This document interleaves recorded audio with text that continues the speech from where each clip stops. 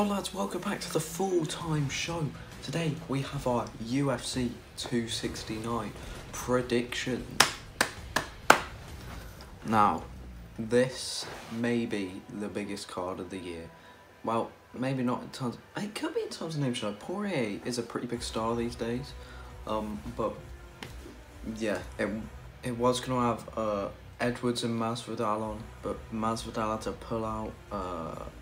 Ignore what I just said. About 24 hours after recording this, his coach Mike Brown came out and said he had a rib tear or something like that. You can see it on the screen now. But yeah, there we go.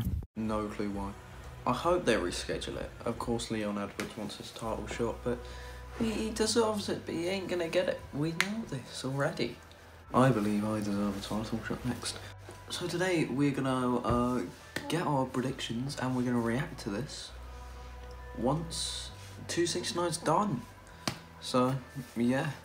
Alright, first of all, we're gonna go with Augusto Sakai versus Tai Bam Bam Tuivasa.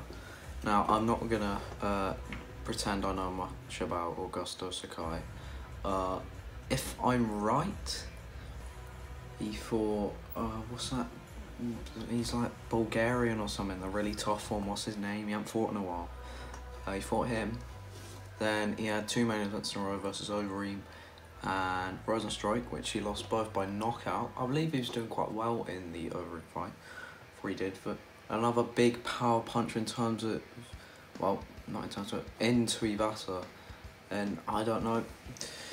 Tuivasa, of course, his last few fights against Stefan Struve, that some newcomer because the original opponent had to pull out, and Greg Hardy.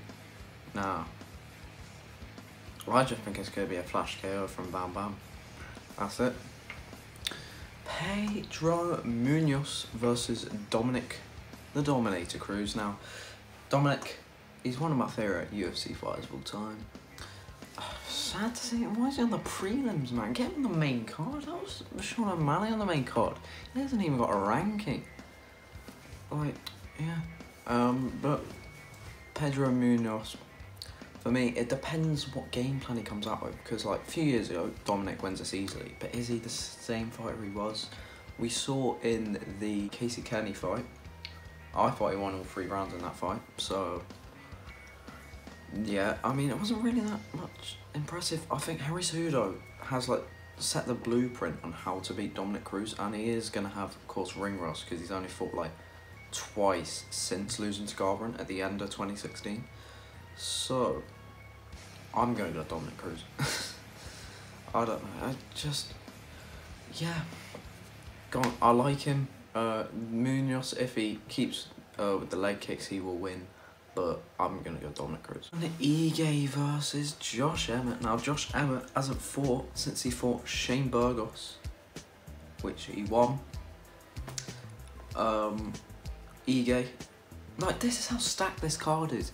You got a former bantamweight champion. You've got Tai Tuivasa, who was on two fights for a McGregor fight on the last card he fought on, and he's on the prelims. He's like the 3rd fight on the prelim, or he's the 2nd, like, in order. So you got Jordan Wright and Bruno Silva. But yeah, that just shows how stacked it is. Josh Emmett, big powerful puncher. So is Dan Ige. I don't know. Dan Ige's been more active, of course. He had that fight against Korean Zombie, which he lost by decision. This one's a tough one, you know. I'm going to go with Dan Ige could win by knockout. Jeremy Stephens knocked Josh Emmett out. It could be any of them, though. It could be any of them. Both hard hitters. But yeah. We are now onto the main card. We've got, first of all, the Sugar Show, Sugar Sean O'Malley, 14-1 or 15-0 against Julian Pavea. From what I know about this guy, he's ranked opponent, which is good for Sean. He had a banging fight in his last fight with, was it Kyler Phillips?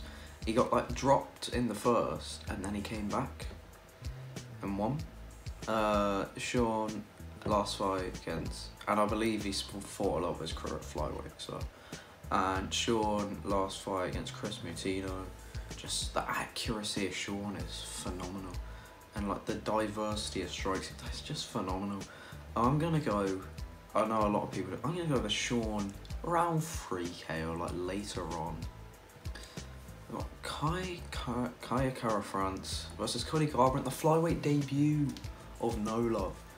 For me, I'm gonna go Kaya Kara-France because I haven't been convinced by Garbrandt since the Cruz fight. Like, that was one of the best championship performances of all time since then. Haven't been convinced. But, you know, he did show a bit of promise against Sansao, but I saw a video like he was making the same mistakes because, I don't know, these two, very powerful, it could either be fight of the night or over early. Because I can't see this one being a boring one, but you say that about lots of fights that you're like, oh, this can't be boring, and then they turn out to be really boring, like Santos, Walker, Ngannou, Lewis, fights like that. But I've just gone Kaya Kara-France because his pressure. Like, Cody seems a lot more calm, but I mean, we had in the Rob Font fight, he had like how much for reach advantage? He was just jamming his head off. But yeah, hopefully Cody proves me wrong. As I said, I'm a big Cruz fan, but I do like Cody. He's got he's got a good fighting style. Jeff Neal versus Santiago Ponzinibbio. Now, this one for me. If Jeff Neal loses at the 3rd straight fight, that won't look good for him. It won't. He's had, in his last 3 fights, he had Mike Perry, which was 2 years ago, won by knockout. The Wonderboy fight, and Neil Magny, I believe. I've got that fight happened. Ponzinibbio, was Magny the last fight for the Magny knockout? Was that the last one before he had that big injury list? I don't know. I think it is. But then he came back, fought Li Jingliang and lost by knockout. And then he fought one of the best fights I've ever watched, him and Baeza. The guy who recently got knocked out by Chaos Williams.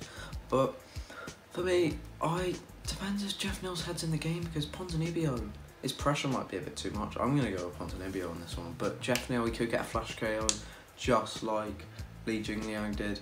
But I feel like Ponzinibbio kind of corrected those mistakes in the Baeza fight, because he did, like, after that first round, he did come back, so he can battle adversity. Amanda Nunes versus Juliana Pena? Yeah, Juliana Pena, I think that's it.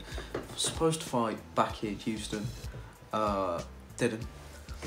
And now, it's gonna be Amanda Nunes.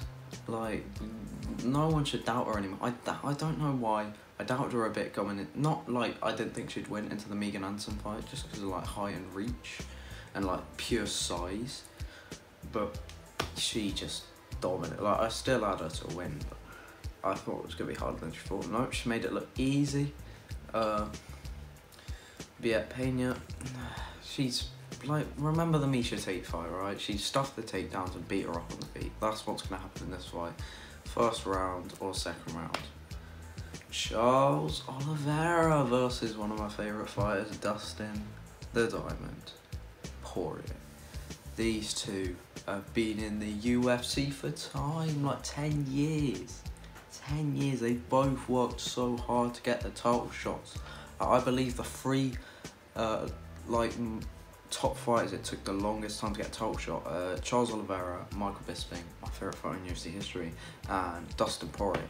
I believe Dustin will win the fight, but I wouldn't be surprised if Charles wins it. I think people are counting him out. Does he have a heart though? Well, yeah, of course he does. Like the same heart that Gaethje and Dustin have to overcome adversity. Because we saw a bit in the Chandler fight. I don't know. When I first watched it, I was like, yeah, he's done. But he kind of went down a lot easier than I expected, really. Dustin Poirier is a much better boxer than Michael Chandler, but Michael Chandler is a better wrestler than Poirier. I shouldn't be comparing them, they're not fighting, but I think Poirier, 4th round, ooh, I was going to say knockout then, but I remembered the Anthony Pettis fight. He is susceptible to like a hidden, well, not, and like a sneaky guillotine. Because we saw it a bit in the Chandler fight, but apparently Chandler wasn't preparing for subs, and Poirier's got a very good guillotine. You know what? Dustin Poirier, 4th round guillotine. Bold prediction. Lads, if you would like to see some more predictions on future fights, leave a like, subscribe, and have a good one.